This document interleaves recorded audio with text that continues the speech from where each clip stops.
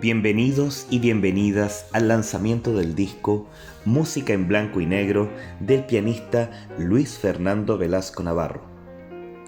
Esta iniciativa es organizada a través del proyecto FI, perteneciente al área de investigación de la carrera de Pedagogía en Artes Musicales para Educación Básica y Media de la Universidad Mayor y con apoyo de la Dirección de Vinculación con el Medio de la misma institución.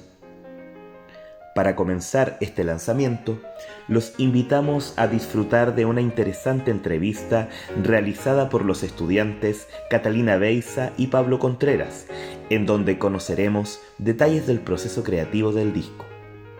Y finalmente, disfrutaremos de la interpretación en vivo de una de las obras a cargo del maestro Luis Velasco Navarro. Muy buenas tardes a todos los auditores. Estamos aquí con el profesor Luis Velasco con motivo del lanzamiento de su disco Música en Blanco y Negro. Buenas tardes, profe, ¿cómo está? Buenas tardes, Catalina. Muy bien, ¿y usted? Bien, gracias. También tengo a mi compañero aquí, Pablo. Hola, muy buenas tardes a todos. Hoy le realizaremos ciertas preguntas al profesor a partir de la publicación de su disco Música en Blanco y Negro. Bueno, para partir vamos a ir al grano, pues, en honor al tiempo. Entonces la primera pregunta sobre esta publicación del disco sería ¿cuál es el propósito expresivo del disco y qué intenta comunicar con este? Si esto queremos preguntarle si el repertorio significa algo para usted, si quiere transmitir algo o qué refleja para usted este disco. Gracias por la pregunta, Pablo. Eh, en general, cuando uno va abordando obras, no sé si se va cuestionando esto del propósito expresivo del disco, ¿no? Son obras que en general me han acompañado durante mi vida de estudiante de piano y que, bueno, yo siempre me siento estudiante en ese sentido. ¿Ya?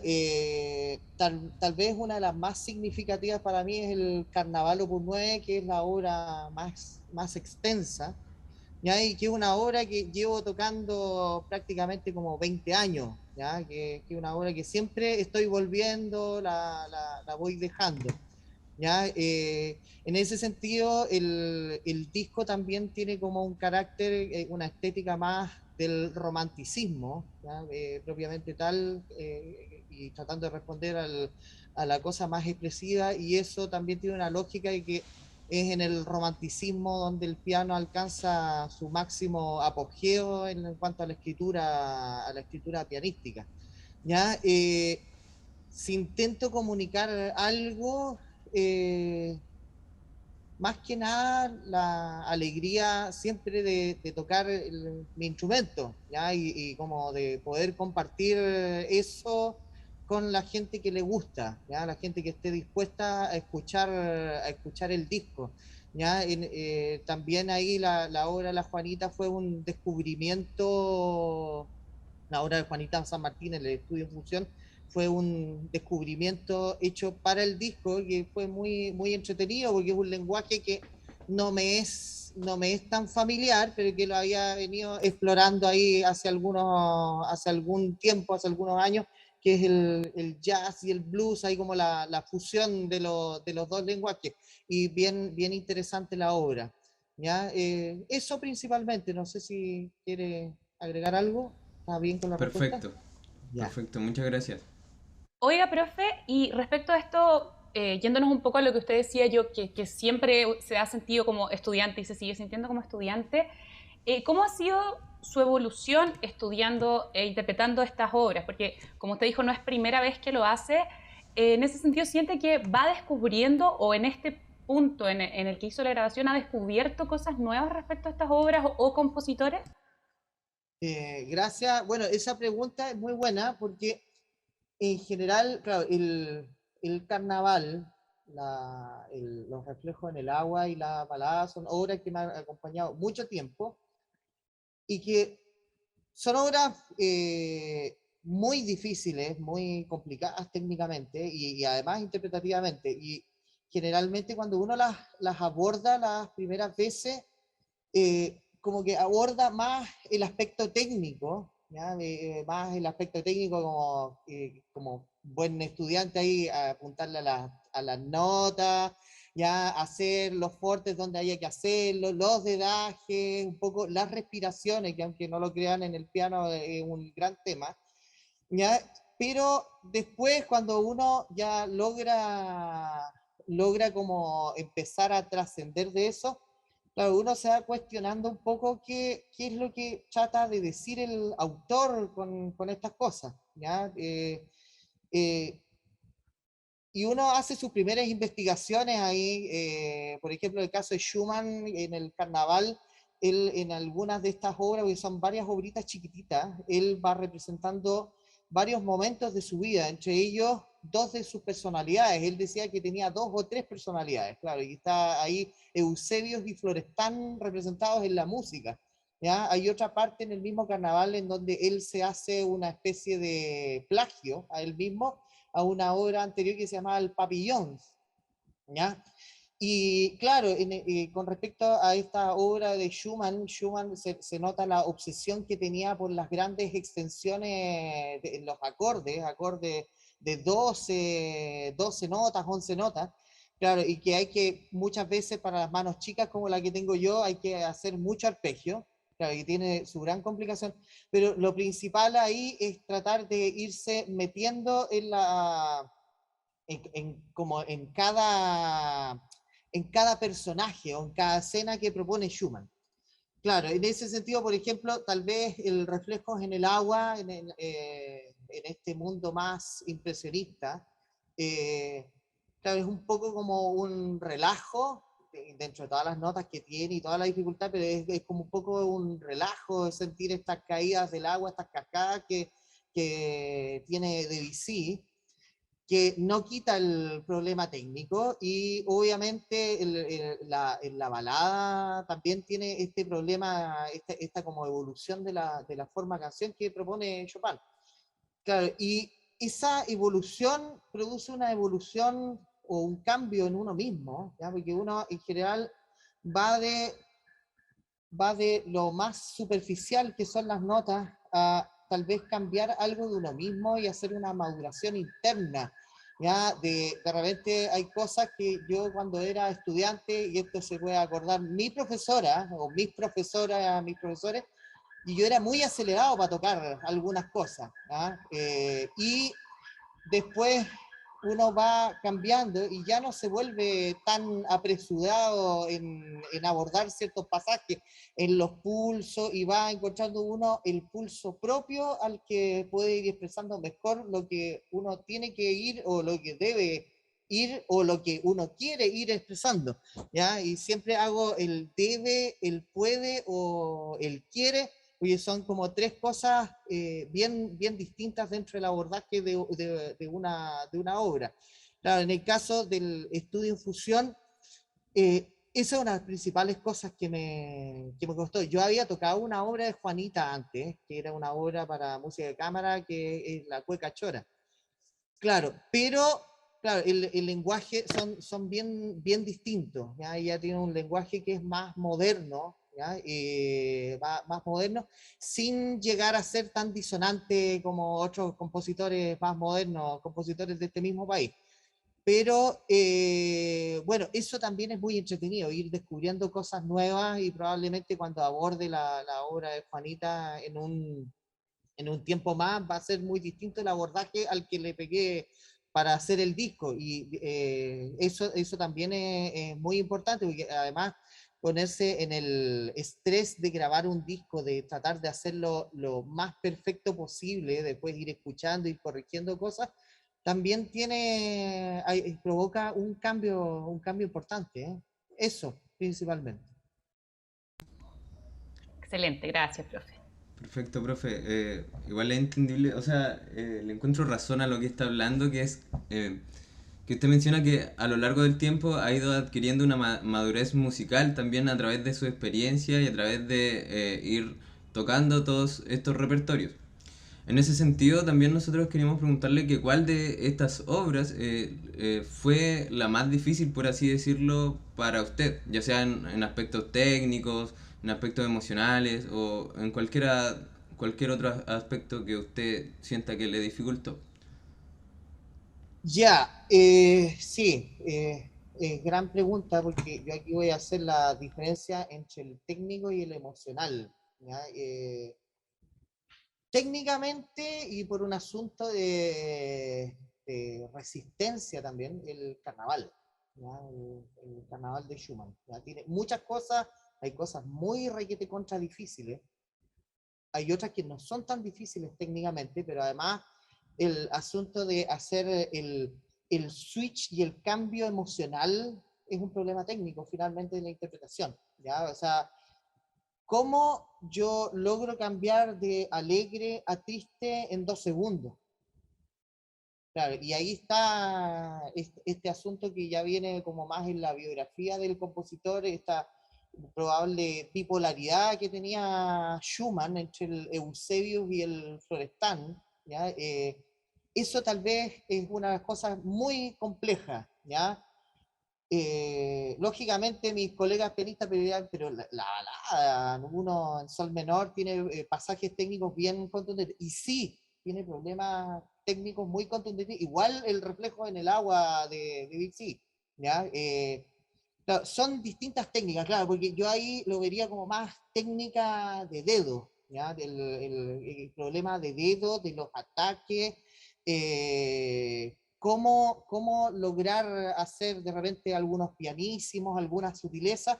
Claro, en eso la balada y los reflejos en el agua son muy difíciles, muy difíciles. El carnaval tiene de eso, tiene esta cosa como más, tal vez expresiva, emocional podríamos llamarlo. Para mí lo emocional va un poco más allá de la expresión interpretativa.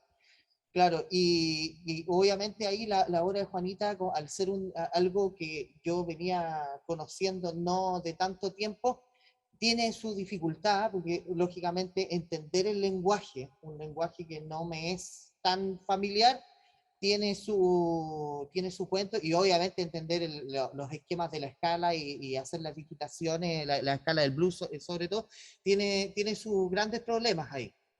Claro, en lo emocional, la obra mía tiene un contexto emocional muy potente y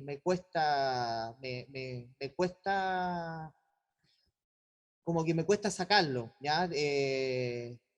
Sin embargo, justamente la uso como de catarsis emocional para lograr sacarme una neura ahí con la que compuse esa obra, ¿ya? Eso principalmente. Perfecto, profesor, muchas gracias. Profe, profundizando ahí, tomándonos de esa colita, justamente usted menciona la obra suya del disco Para Hugo, se llama. ¿Podríamos profundizar un poquito sobre el contexto y el proceso de composición de esta obra? Ya, sí, entretenido para mí, porque esto, eh, bueno, es un contexto muy triste para mí. Hugo era mi cuñado, él falleció en 2016, ¿ya? Y yo soñé la muerte de él, la soñé y dentro de ese sueño escuché la música. Escuché una música y esa música me senté al día siguiente al piano y empecé a tirar los acordes. Empecé a tirar los acordes, un poco llorando. Él estaba todavía vivo. Y poco después le diagnosticaron un cáncer terminal y murió en septiembre de ese año. Y un poco esa obra es esa catarsis de sacarme esa neura, ¿ya? Fue bien doloroso eso, porque incluso yo soñé con el momento del funeral, y aquí voy a contar la anécdota del funeral. Estábamos tocando, yo siempre he tratado de tocar en los funerales de los familiares, y bueno, mi hermana y mis sobrinos habían pedido para la salida November Rain de los Guns, que era una obra, una canción que, bueno, nos gustaba mucho. Ya, y la tocamos ahí con los por los músicos amigos que estaban, y no salió el cajón. Nadie se movió. Y de alguna manera yo sentí que tenía, yo no la iba a tocar en el funeral, y de ahí sentí que tenía que tocarla y la toqué. Y como que me saqué esa pena, pero fue tan doloroso que casi terminé como desmayado en ese momento. Entonces fue algo muy potente, ¿ya? Y siempre en mi vida se me ha dado escribir música para despedir gente cercana. Siempre, por alguna razón, no, no hay otra manera. Como que voy sacando esa neura. Ustedes me conocen porque los dos han sido alumnos míos, y, y saben lo analítico que yo soy, y empecé a analizar la obra, de hecho hace poco. Claro, y el motivo principal, eh, yo lo había escuchado en una canción de Miguel Bosé, pero lo transformé a otra cosa, ¿ya? Y con esto quiero ejemplificar un poco como las influencias de como todo lo que uno escucha en la música de uno mismo, porque fue absolutamente inconsciente, ¿ya? Y probablemente puede ser que mucha gente lo note ahora, que yo lo diga, pero probablemente mis familiares no se dieron cuenta en el momento cuando la escucharon. Claro, y la estructura de la obra es como la de la marcha fúnebre de Chopin, ¿ya? Que es otra gran influencia siempre para todos los pianistas, y como que muchas veces las marchas fúnebres, uno tiene en general, o es Chopin o es la marcha fúnebre que es la de Wagner, la del Sigfrido, que siempre mi padre me la hizo escuchar. Pero esa marcha fúnebre como que tiene más rabia que la pena que yo trataba de mostrar. La de Chopin es como más de lo que estaba sintiendo en ese momento, que no era solamente pena, ¿ya? En todo caso. Eso es lo que puedo comentar con respecto a esto. Qué Perfecto, profe. interesante, súper Sí, interesante. En excelente. verdad yo cuando la escuché sí había notado esas citas a la marcha fúnebre, no estaba tan segura. Qué bueno que lo voy a aclarar. Me parece súper interesante cómo, claro, esta beta expresiva como un poco se derrama al momento de la composición, pero ahora quería llevarlo como hacia el otro extremo, el lado interpretativo. Como respecto eh, al proceso suyo de interpretación, ¿cómo siente que ha logrado imprimir su sello personal en este disco? Y en el fondo, preguntarle también, ¿cuál opina usted que es como la gran labor de un intérprete en ese sentido? ¿Será necesario hacer un trabajo de imprimir un sello personal a la hora de interpretar?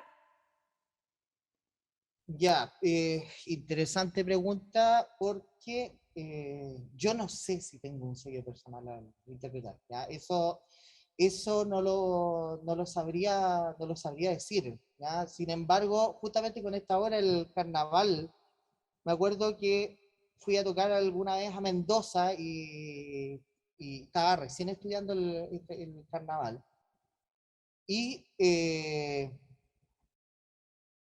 siempre he grabado las presentaciones. Bueno, eso también como herencia de mi padre, que siempre me las grabó antes de que yo la empezara a grabar. Y resulta que esta grabación se la mostré a un amigo compositor, gran amigo. eh, y unos días después me dice, oye, encontré a alguien que toca igual a ti.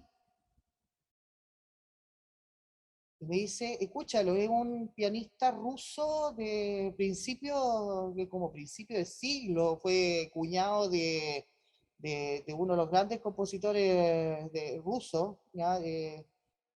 Y bueno, el nombre de este pianista es Vladimir Sokronitsky, ¿ya? No es muy conocido porque él se dedicó más a la docencia, prácticamente lo mismo que me he dedicado yo. Y claro, efectivamente, yo un día estaba escuchándola, y mi papá, que bueno, creo que es el que más me conoce musicalmente, me dice, oye, qué rara tu versión. Y digo, no soy yo. Y me dice, ya, ¿y qué esto? Un amigo me mostró esto, y ahí empecé yo a averiguar.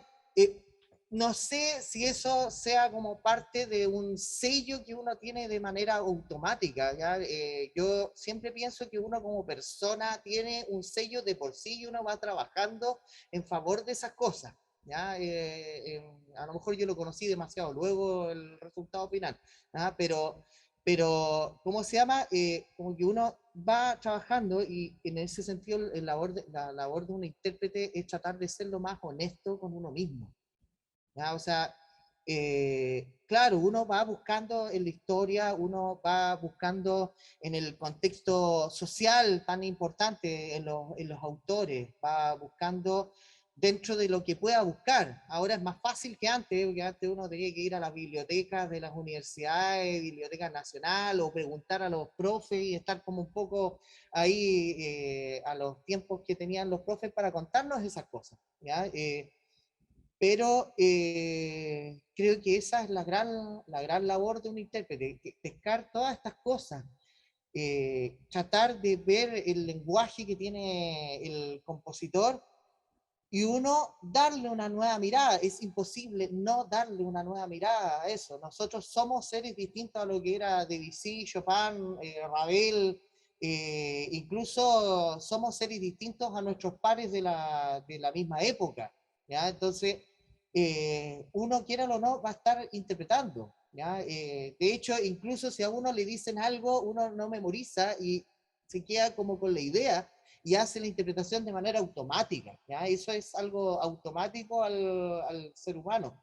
Entonces es imposible no interpretarlo. Lo que uno tiene que buscar como intérprete profesional es hacerlo como de la manera más fidedigna posible, tratando de estar al servicio de la música, entendiendo que la música es algo que el compositor la trajo a este plano, pero es algo que es algo superior al ser terrenal, por llamarlo de alguna manera. ¿Ya? La música es superior a eso.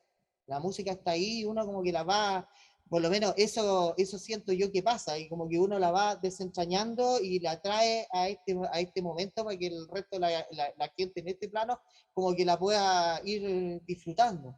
Pero claro, en ese sentido uno tiene que ser muy honesto consigo mismo. Hay cosas que uno puede hacer, hay otras que uno las puede hacer de la mejor manera posible, la mejor manera en la que yo puedo hacer esto, ¿ya? Y en ese sentido también, muchas veces en el piano, sobre todo en el piano como instrumento, siempre a uno lo comparaban con Claudio Arrau. Eso es una comparación que es terrible, porque Claudio Arrau es uno solo, uno de los mejores pianistas del siglo XX.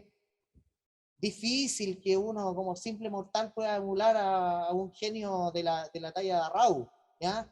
Incluso es difícil que uno pueda emular a un profesor también, ¿ya? Yo no, tampoco quería emular a mis profesores, simplemente quería estudiar la música, pero esa comparación que hace la gente es a veces complicada porque como que copiar la vida de Arrau es imposible, imposible hacer eso. Uno tiene que ser muy honesto con lo que uno tiene y hacerlo lo mejor que puede. Y obviamente hay un método, y el método es ir a la parte histórica, lo mejor que uno pueda, ir a la parte analítica, lo mejor que uno pueda, hacer el análisis estructural y ahí ver qué es lo que a uno le dice ese lenguaje, qué es lo que a uno le dice ese lenguaje. Ese es más o menos lo que podría responder con respecto a esa pregunta. Eso. Buenísimo, profe. Muchas gracias. Profe, en ese sentido, hablando como de qué es lo que lo caracteriza a usted como intérprete, yo siento que en su composición para Hugo, esa podría ser como una expresión de lo que es usted mismo, de lo que es su arte también, porque ahí nosotros como artistas y como músicos somos seres súper sensibles, pues, entonces siento que haber plasmado eso en música también como que demuestra quién es usted y cómo siente también, porque es una expresión de sus sentimientos, una expresión de sus emociones, de su alma. Y siento que eso que esté plasmado en el disco también es súper valorable porque está comunicando también a las otras personas y puede que las otras personas también se sientan identificados con eso. Claro, con respecto a lo que tú dices, Pablo, Sí, puede ser que o obviamente la composición propia uno expresa lo que es, ¿ya? En ese sentido, por ejemplo, yo jamás me he sentido compositor. Yo soy un pianista que escribe música de vez en cuando, ¿ya? He escrito algunas cosas, hay veces que he tenido ganas de hacer muchas más, a veces improviso y creo algunas cosas y las voy grabando, pero me falta transcribirlas a la partitura. Pero yo, por ejemplo, no me siento un compositor, pero sí en esos momentos, como comentaba antes, eh, siempre que ha muerto un familiar muy requete cercano a mí en lo emocional, eh, eh, no lo he podido ni siquiera evitar. O sea, es una cosa como que de repente yo como parte de mi personalidad he tratado de suprimir, como de acallar esa parte más emotiva. Mucho tiempo lo hice así cuando era más chico. ¿Ya?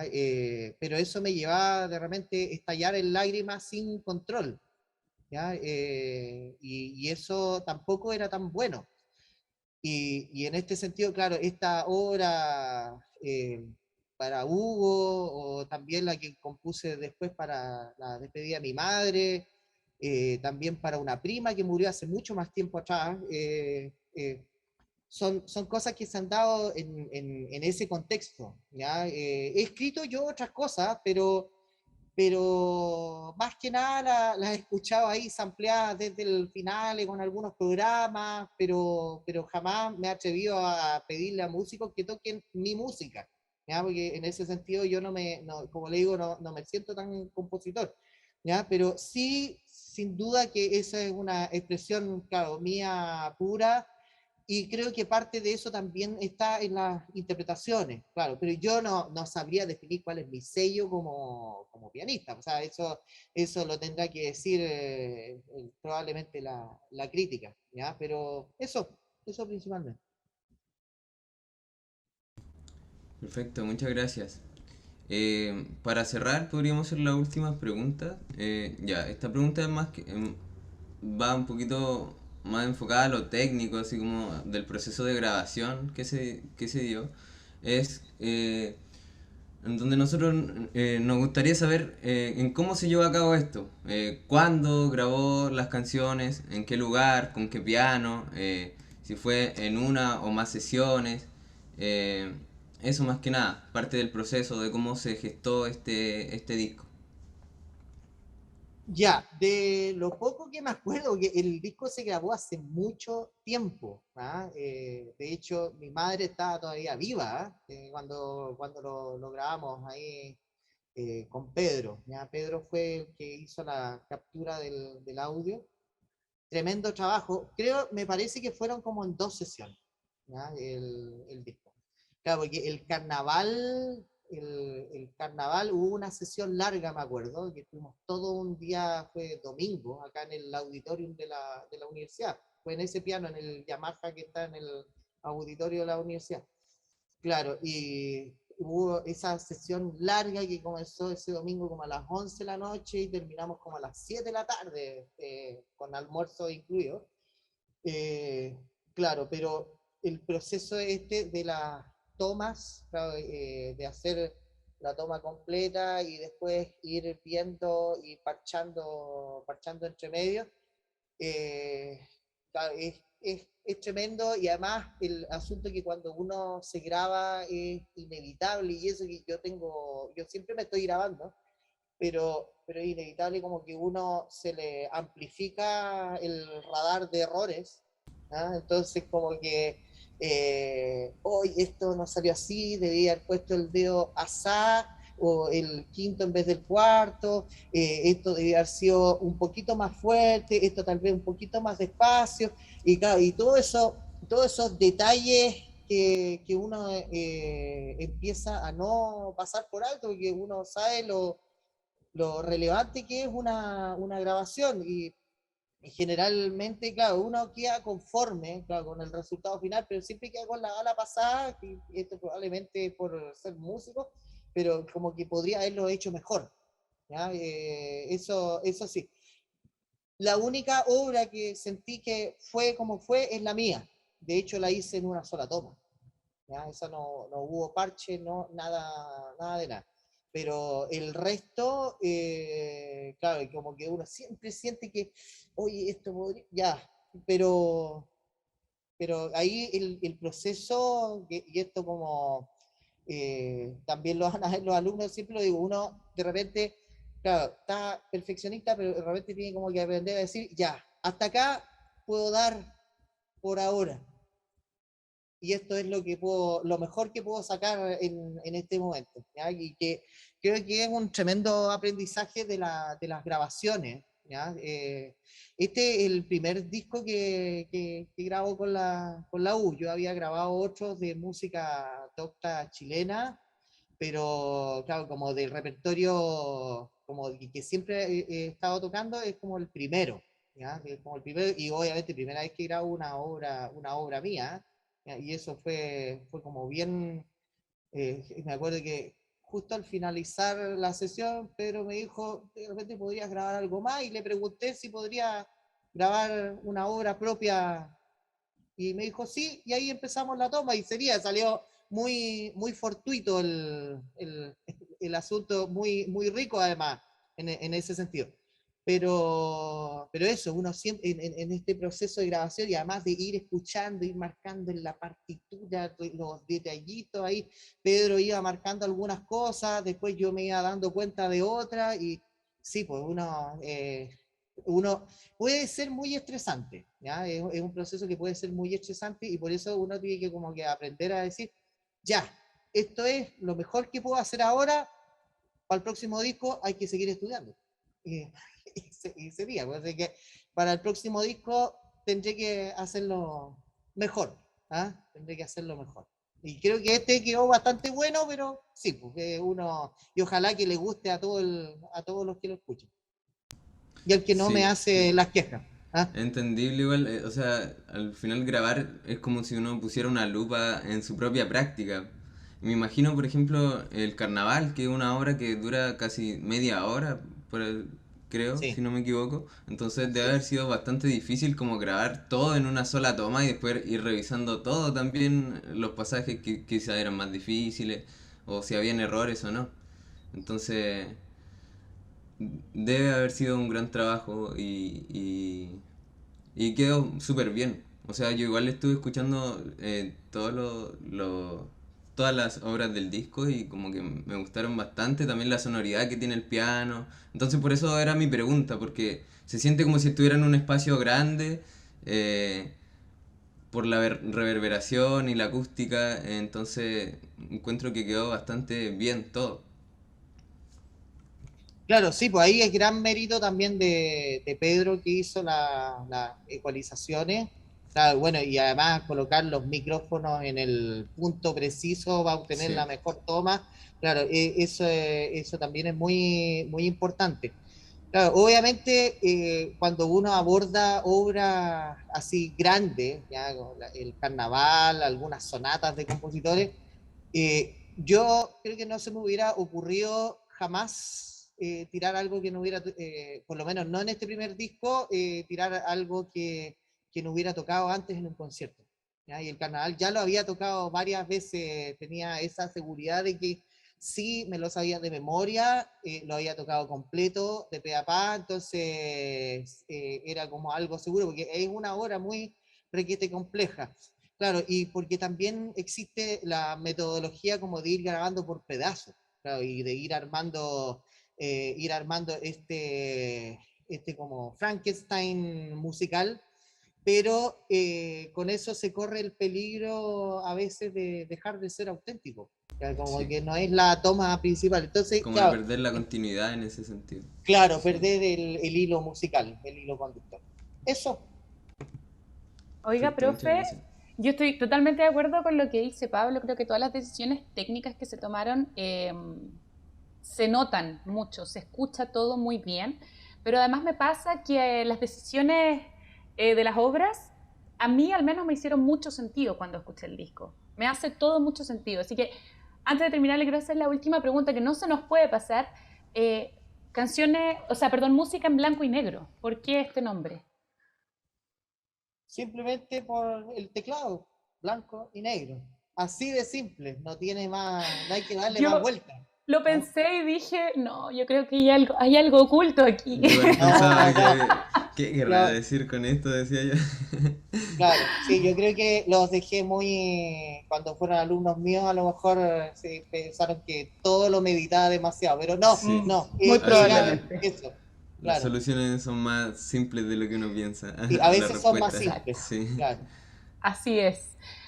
Bueno, profe, aquí damos por cerrado este conversatorio. Le agradecemos un montón por su tiempo. Muchas, muchas felicitaciones por el trabajo, por el disco. Y eso, pues, que estén muy bien. Muchas gracias a ustedes, pues. Sí, muchas gracias por su tiempo también.